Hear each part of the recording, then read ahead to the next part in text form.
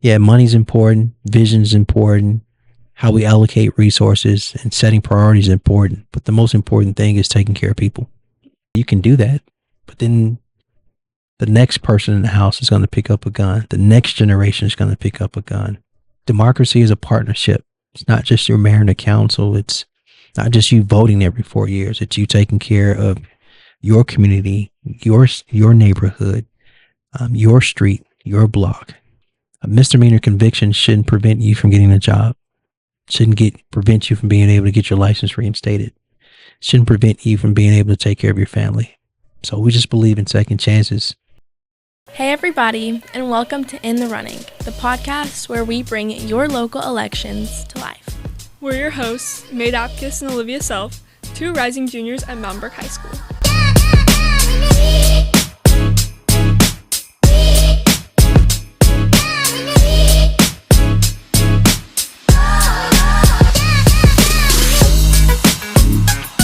We started this podcast to help inform local voters on who is running in their local elections and what those positions do on a citywide scale. So, we're interviewing candidates and asking the real questions about their goals, values, and what they want to do for your communities across Alabama. No spin, no speeches, just honest conversation with the people who want to lead your city. This is In the Running.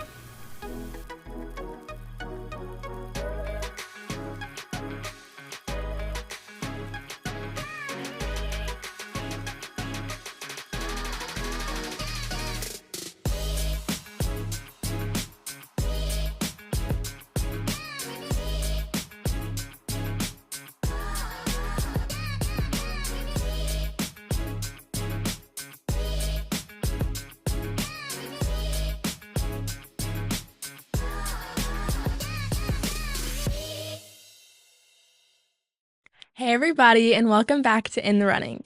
We're your hosts, Olivia Self. And I'm Mayor Dapkus, and today we're sitting down with Mr. Randall Woodfin. Hey, what's up, everybody? Glad to be here. First, we want to know a little bit about who you are outside of your campaign. You know, I am honestly a true son of Birmingham. I'm fortunate to have parents who, my mother's one of 8, my dad's one of 6. So I come from a very large family. 36 first cousins, 52 second cousins, and I'm one of 4 siblings. And we're just a tight knit, big family, if that makes sense. Tight knit, you think small, but we're actually close but big at the same time. And a husband, a father, a son, a friend to many. And, you know, outside of being mayor, I'm actually just a normal, regular person. I like to help people. I'm a nerd. I love to read. I literally do love to soak up like a lot of information and knowledge. So I'm always reading. And as a new dad and a bonus dad, I love to play with my daughter who just turned 1. Do you have any favorite books that you could recommend to us? So I have a favorite author. His name's Malcolm Gladwell. Wow. We were just reading him for summer reading. So all of his books, I really, really love his books because as an author, his books are at the intersection of so many different disciplines and various topics as nonfiction, but he's always got my brain like turned up to the notch of what I'm soaking in, what he's sharing. And the way he lays it down in the book, it's an easy read, but it challenges me at the exact same time. So any of Malcolm Gladwell's book, like all of them, it doesn't matter if it's Blink, Tipping Point, What the Dog Saw, and so many others that I'm not naming. But I would share with anyone. I just recently wrote a book and it came out beginning of January. It's called Son of Birmingham. So check it out. It's my life's journey. It's not a political book. It's a lot of music. Hip hop is in the book. My personal journey is in the book, as well as lessons in life, leadership, governing, as well as being a father, son, and a husband. Okay, changing the subject again a little bit. Since its establishment in 2022 or 2020, the Birmingham Promise has provided over $11 million for tuition for students, and I think maybe 1,600 students 1,600, and when school started this fall, it'll be probably 2,000. in college, right? So, how do you plan on contributing and furthering that program if elected for this next term? Yeah, well, the whole idea of a third term is to endow this program. We started this program November 2019 with a simple notion in mind. Two things we wanted to solve for. We wanted to provide our young students at Birmingham City Schools opportunity and exposure. Um, our exposure in the form of they can leave high school early while they're still juniors and seniors, receive high school credit hours for work in an industry they have an interest or passion in, and be paid a good wage, $15 an hour. But when they finish high school and walk across the stage and go back to the audience with their classmates and turn their tassel, when they walk out of those doors, they are able now to attend any state school, any state 2 or 4 year college, university, tuition free. No question about their GPA, SAT, or ACT score. We started in City Hall, and we intentionally kicked it out of City Hall. So now it's its own nonprofit. Has its own board, executive director, 501c3 status. And the whole idea in this third term is to endow the promise. That simply means is there's enough money for it to last in perpetuity for a very long time. So it doesn't matter if I'm mayor or not. The promise still exists. I think of Love, who's 1 years old, and I think of any parent who has a current senior in high school, but may also have a child that's in first or second grade. I want that first or second grader or that unborn child to be able to go to go to college tuition free because of the Birmingham Promise. So that's what we're going to be working on the third term to make it where it's solvent and it can sustain itself. Mhm.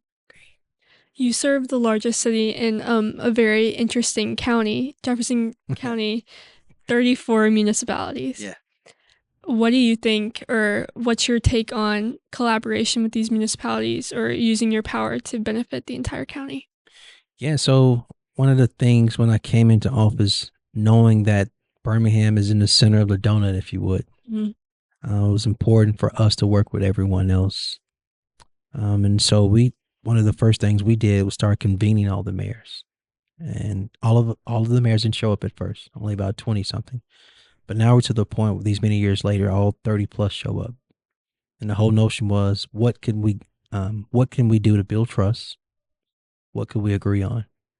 What we found was we were poaching industry jobs from each other. So let's say a business was in Irondale.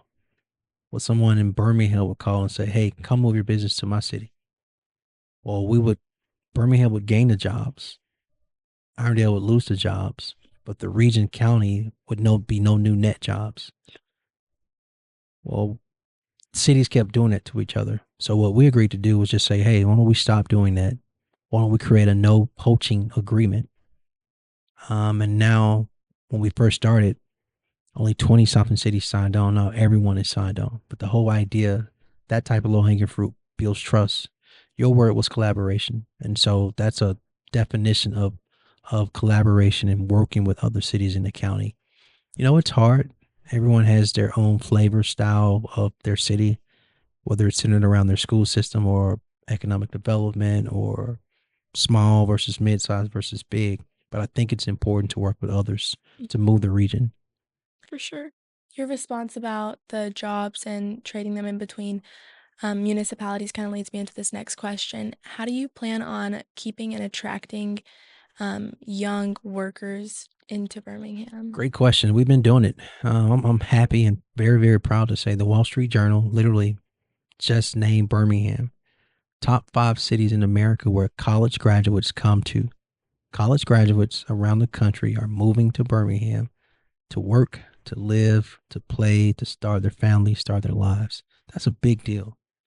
And I think that's rooted in a lot of things. One, the various industries we have here, from biotechnology, innovation, and healthcare to financial services for banks like Regions, who's headquartered here, and other banking institutions and financial services, advanced manufacturing, and so many other building out our tech ecosystem, so many opportunities in the tech space. There is a growing desire, not just here in the state of Alabama, but people from the South and America to move to Birmingham. What you find is, because your question was, what are you going to do to attract and or keep that talent? Quality of life is great here. It's more affordable when you compare it to a Nashville or Atlanta. So you're not going broke. You don't have the crazy traffic like Atlanta or Nashville, but you get the quality of life, whether it's restaurants, whether it's hiking, biking, trails, whether it's nightlife and social. And so, beyond the actual employment job opportunity, you can actually have a life after five and on the weekend, which attracts the next generation of young talent. I think that's something for us to hold on to and continue to grow. But we also got to make sure we don't have the brain drain. And so, going back to the promise, when we have young people who finish our school system, whether they choose Alabama, Auburn, or Alabama State, or Alabama A&M, Jackson State, Bevel State, Lawson State, any state in the state, it doesn't matter. We want them to come back here to Birmingham. So people move to a city for one or two reasons: jobs or education, right? And we got to make sure we're doing good in both to keep talent and attract talent. To get to know your platform a little better, what would be your top 3 priorities if you were to be reelected? Public safety is number one. I think when you strip down and you look under the hood of any city, what a mayor, local government is responsible for, it's going to be two things: public safety and public infrastructure. So our top 3 things would easily be public safety, education, public infrastructure. On the notion of public safety, I'm glad to say today that crime is down, police recruitment is up. We've just hired our largest police class in the last 14 years. And the next class that will start will probably be the second largest class in Birmingham's history since 1871. That's a lot of officers we've been able to hire. Since January 1, we've already hired 100. The largest class I'm referring to, or the second largest class I'm referring to, is not even included in that 100. So we'll be at a point where just in 2025, from January 1 to the end of the year, we'll probably be able to hire almost 200 new officers. That's a big deal post-COVID when so many cities lost police officers. Second thing is violent crime is down. So focusing on not just policing and enforcement, but alternative measures for violence reduction, what we're doing for our youth, the wraparound services we're creating for them to choose to not pick up a gun, but pick up hope and opportunity, and for us, education and employment. So we're teaching them conflict resolution. For those who are locked up, we have a program called Restore where they receive the wraparound services. So when they do get out, they transition back into community, their school, their home in a peaceful way and don't reoffend, if that makes any sense. On the education front, it's simple. For the first time in 30 plus years, Birmingham City Schools has seen an increase in its student enrollment. Reading scores are up. Math scores are up. We need to continue the trend of making sure Birmingham City School is seen as an option for families, and that families don't have to leave our city limits just to educate their child or for them to feel safe. That's happening. It's a large school system, 20,000 plus students. But I like the direction the superintendent is going, and we're going to do everything we can, not only to support him, but this whole notion of cradle to career. And so when I say education, every child that's born into our city, we want to make sure birth to 5, there's opportunity. We want to make sure K through 12 is a good school system. Then ultimately, we want them college ready, career ready, but ultimately life ready. And when I say education, that's what I mean. And then public infrastructure. We got to pave streets. We got to fix sidewalks. We got to invest in our stormwater. We got to support sustainability for our city as a whole. And we just got to make sure our infrastructure works for all of us, our parks, all of those amenities. Great. How do you think that your background specifically uniquely prepares you for Birmingham's challenges? That's a good question. I would say the first thing, when I say I'm a son of the city, I really mean that. I had the opportunity, when you have such a big family, you get to see all sides of the city. You get to see the good, you get to see the bad. You get to see the various social economic backgrounds people have and the struggles and issues, concerns people have. So I walk into City Hall with personal knowledge of the issues our families face. And that gives me a perch of have a sense of urgency to improve quality of life for families in the city. The second is I was an employee for the city before being mayor. And so I understand there's nothing I can do alone. With 3,000 plus employees, I got to make sure I take care of them and invest in them. Then the third thing is my college experience at Morehouse and my law degree, practicing law The educational work experience combined gives me a sense of actually how to run government as well as how to make it like people focus. We say putting people first, but very human centered on the decisions we make. So, yeah, money's important, vision's important, how we allocate resources and setting priorities is important. But the most important thing is taking care of people. Okay, I think this was through the Peace Public Service Initiative Mhm. program that y'all had, where Birmingham was the first city to name the gun violence crisis as a mental health Yep. issue. How does that approach to it kind of alter the perspective that other people might have on crime in general, and how will you carry that on to mayoral issues as Yeah, well? that is a really great question. So, yes, we declared gun violence a public health crisis back in 2019. And a lot of people say, you're crazy. What do you mean? Just focus on arresting people. And I tell people, yeah, you can do that. But then the next person in the house is going to pick up a gun. The next generation is going to pick up a gun. We're at an epidemic, and we've been at an epidemic level for quite some time. So people think COVID stopped in 2020. It didn't. COVID was a long time. It was a few years. The gun violence crisis we've had has been a few years. It didn't start in 2024. It was just at its height at 2024.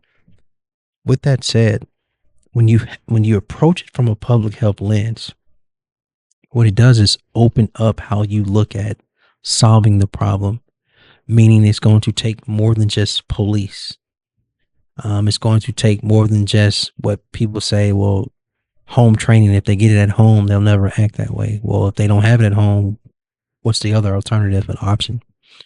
So for us, two major partners came to the table: Jefferson County Health Department and UAB Emergency Trauma Room. If a person is shot and they enter UAB, what we now can do is dispatch street teams into the hospital, talk to that victim who survives that gunshot wound, talk to them in such a way. The whole notion is to de-escalate a situation. The whole idea is to decrease the opportunity for retaliation, or for them to reoffend, whether they shoot somebody, get shot again, or worse, kill or be killed. We're happy to say for those who experienced that opportunity for the street team to touch them or engage them, who've been admitted to the hospital, none of them have reoffended. And then there's a wraparound piece. You say, hey, this is not just about decreasing retaliation or reoffending. How can we help you? Is it housing? Is it a job? Is it helping get your license? So when you approach it from a public health lens, it's a holistic approach. And you're not just focused on the act of crime. You're focused on what's making people commit crime. Is it poverty? Is it lack of opportunity? Is it lack of housing? What is it? And we start answering all those questions. And then you start putting resources towards a lot of different things. You don't take resources from the police. You just add resources to other things. Great. Yeah. I love that approach. You have granted mass pardons for misdemeanor marijuana possessions in the past. What impact have you seen from those pardons in Birmingham? Yeah, the whole idea is second chances. Look, there are 50 states in our union. Over 30 of them have some form of medical marijuana, and at least 19, maybe 21 now in 2025 and beyond, have decriminalized marijuana, and others have made it legal, right? So there's various stages. I'm not here to promote lifestyle. What I am here to say is that we know from other states, you can look at this in various lanes. On the decriminalizing alone, we believe in second chances. What does that mean? A misdemeanor conviction shouldn't prevent you from getting a job. Shouldn't prevent you from being able to get your license reinstated. Shouldn't prevent you from being able to take care of your family. So we just believe in second chances. The whole notion is we can't have a bunch of people out here unemployed because their criminal background, in this case, a misdemeanor possession. They weren't selling drugs. They were using. They deserve a second chance. It's fundamental belief. So that's on the decriminalization. You consider The medical marijuana piece is quite simple. They're all forms of cancer that exist, and they're all forms of disease that exist. Um, marijuana is a natural plant, and there have been medical benefits that have been proven from the federal government level, state government level, the medical community, the benefits of those who can take in various forms, by the way. Alabama passed a law years ago and it's still not on the ground, right? So I don't understand why that's happening. And then there's the economic piece. We know the hemp bill just passed, but before then, you had small businesses out here being able to produce real taxes for our local community and for our state's economy. So when you approach it from those three areas, second chances, the medical benefits, helping the economy, it's a no-brainer. Yeah, and I like how you said the second chances part because it kind of relates back to that holistic approach that Yes. you view, Yeah. where you need to give someone a second chance because then you're keeping them in that situation where they could get into a slippery slope, which would not end up well for them. So Correct. giving them that second chance is helping them live a better life that they should be able to deserve. Absolutely. You started as Birmingham's youngest mayor, I think in maybe a century, right? Yeah. Or 100. Yeah, 120, something like that. So how is your first 2 terms? I know that you're ending up your second term right here. What have you learned from that, and how has that shaped your view on this third term that you're running for? Yeah. Well, we came into City Hall, and the way I describe it to people, we had to build a plane and fly it at the same time. Now that's hard, right? You would think I would be able to come into City Hall and there would be a how-to manual, a 101, a A through Z, the 26 steps. Here's what you do. None of that existed. So I want you to literally visualize people on the wings of a plane with no windows, and you are not at cruising altitude yet. You're literally taking off, putting the windows on. The engines are on because you can fly, but you're putting everything else on. You're finishing up the wings. You're putting the windows on, and you're doing putting the seats in. You're doing all of these things, building a plane and flying it at the same time. I would say 7.5 years later, here's what we've learned. You have to approach municipal local government from a forestry standpoint. The trees will always be with you. And what I mean by that, things pop up. It's like a game of whack-a-mole. You put that out, something else pops up. But you can get so caught up in the trees, you can forget the forest. And the forest is not only the vision, it's the strategic way of looking at and approaching government. What can you see 5 years from now, 10 years from now? The planning, strategic things you need to do to make government better. And you may not be in a position, but what things are you laying out? So from a leadership standpoint, forests, trees. So trees is my chief of staff, my chief of operations. They're in the day-to-day. But my forest, big picture, is my chief strategist and my chief accountability officer. You put those 4 together, the 5 of us, we are a great team because everybody has a vantage point. I would say thirds, just trust and communication, internally and externally, with your team who have to drive the vision and the plan, but externally with the people you serve. We serve 200,000 residents in 23 communities in 99 neighborhoods, and they have different issues. And so how we help them, how we show up, we have to keep trust in top of mind and how we communicate with them top of mind. I love that. It's funny that in the beginning of the interview, you mentioned Malcolm Gladwell. This next question is actually based off of the book I read this summer, which was The Tipping Point. Oh, yeah. They were talking about how crime rates actually were affected by scrubbing graffiti off of trains, and that correlated to lower crime. In your budget proposal, you plan to allocate $50 million to paving roads. Yes. $3 million to weed abatement, and $1 million to sidewalks. Besides general improving the quality of life, how do you think this initiative will positively impact Birmingham? It's going to look, again, a lot of that goes towards city infrastructure. A lot of people don't know this, but outside our traditional trash routes and outside of bulk trash pickup, we average 1,500 to 2,000 bags of litter our public works teams picks up a week. Wow. It's not on their traditional route. That comes from, unfortunately, residents in our city and or people visiting or coming into our city, illegally dumping, walking into a store, purchasing something, throwing it on the ground, getting to a stop sign or exit off the interstate, throwing it out the window.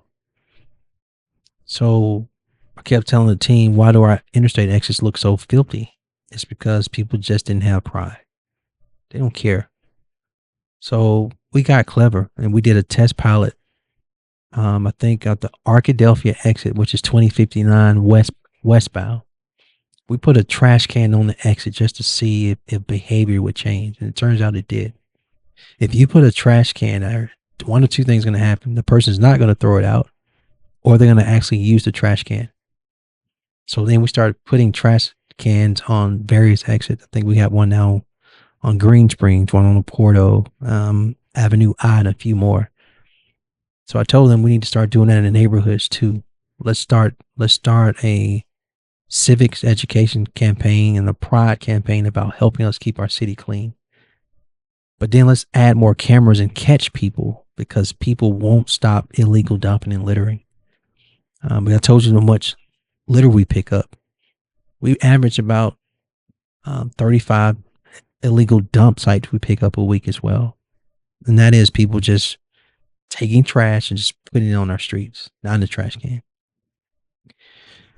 So we start arresting people. I know that sounds crazy. Like, you got bigger fish to fry. You need to focus on violent crime, and we do, but we tell people we can chew gum and walk at the same time. You're going to help keep our city clean, because somehow people put it all on the city government to keep the city clean. But it's like democracy is a partnership. It's not just your mayor and the council. It's not just you voting every 4 years. It's you taking care of your community, your neighborhood, your street, your block. You're co-responsible for helping us keep it clean. So that's the type of action we've been on towards your question. Fun question. Fun question. Yes. Okay. What is your favorite part about Birmingham? Favorite part? Mm-hmm. You can have multiple. All right, I'm going to have multiple. I'm going to go with topography first. It's a beautiful place. What I mean by that, I love when people come here and I ask a question. Hey, the image in your head before you ever got here, does it match on the ground? And everybody's answer is always no. They think it's flat. They think it's dirt roads. They think it's like country. Like, no, it's not only an urban metropolis. It's hilly and it's green. And so I love to take people anywhere to the top of the city, which is multiple points. People think it's just Vulcan on the south side. I can take you all to parts of the north side of Birmingham right now, like a Sipco and other areas, and you will have the same views that you have at Vulcan Park. It's just from a north side. West, same. Observatory Lane on the east side. Birmingham's in a bowl, and it's a beautiful place when you can stand at any part of a quadrant, north, south, east, west, and look into and see how beautiful our city is. So that's one of my favorite things. I know that's a nerdy answer. Second thing I would easily say is the food. We have almost 800 restaurants in our city. That's a lot. Every style you want. A lot of award-winning restaurants, but a lot of just down-home Southern good food that you get sleepy as soon as you walk out the door restaurant as well. That's how you know you had a good meal. Yeah. So, any recommendations? Any recommendations we should try? You have to try Yo Mama's if you haven't. This is a place I've recommended to any dignitary since I've been married to come to. If a dignitary comes in town, I'd send them to Yo Mama. Yo Mama's is a cool name, but it's like this soul food meets healthy because everything's gluten free. Oh, cool. They're open for lunch, no dinner, so it's not too heavy, and they have a brunch every second and last Saturday of the month, which is really amazing. That's fun. Food is great. I'm stopped there. Yo Mama's. YOMAMA''. Yo Mama's. Yo Mama's restaurant. Is that where you filmed the keynote address for the DNC? Exactly where I filmed it. Sound familiar? Yeah, so anytime any secretary of any president has come, any presidential candidate has come, I've sent them all there Presidential candidates. I've seen everybody at your So mom. funny. Yeah. Everybody has to go to your mom's. Did they come back to you say it was good? Oh yeah, I've sat with a lot of them. I've sat with the Secretary of Transportation. I've sat with congressmen. I've sat with presidential candidates there. I've sat with all type of dignitaries that come in town, artists, rappers, musicians, actors, actress. Mm-hmm. Yo mama. Wow. Love it. Yeah. It's your go-to place. Yeah. Okay, this one might be a doozy, but in only one sentence, why should people vote for you? One sentence. I'm helping people vote for me because the job is not finished. That's one sentence. One sentence. Yeah. Perfect. That was I'll take Jake. Yeah. Well, thank you so much, Mayor Woodfin. Yes, thank you. You're an incredible guest. Thank you all for the opportunity. Happy to be here and proud of you both. Thank you. This is so cool. Thank you. Yeah. All right. Residents of City of Birmingham, don't forget to vote for your city council elections and mayoral elections on August 26th. And we'll see you next time. Bye.